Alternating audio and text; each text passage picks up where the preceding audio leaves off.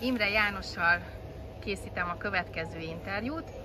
János ugye nálunk dolgozik, és már egy jó pár kiállításon részt vett. Ugye mi 2017 óta foglalkozunk a limuzinnal.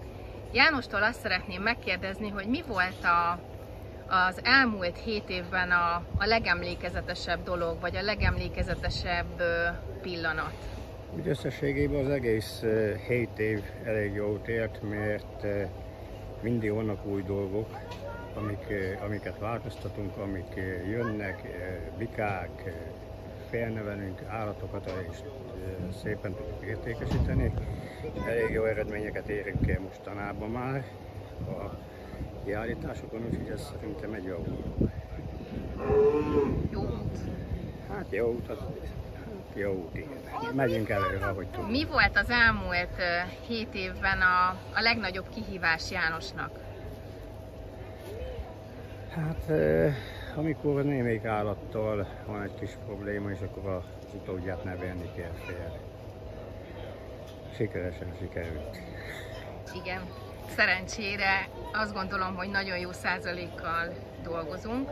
A következő kérdésem az lenne, hogy mit könyvel el a legnagyobb sikernek János?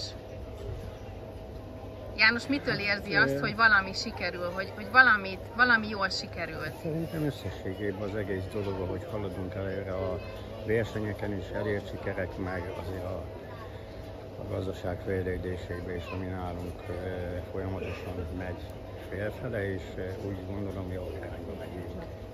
És az utolsó kérdésem az lenne Jánosnak, hogy János hogyan érzi magát a versenyeken? Ugye már most több egyére vagyunk itt. Hát egyre kényelmesebben. És hát nyilatkozni ne kellene, akkor még jobb lenne, ugye? Igen.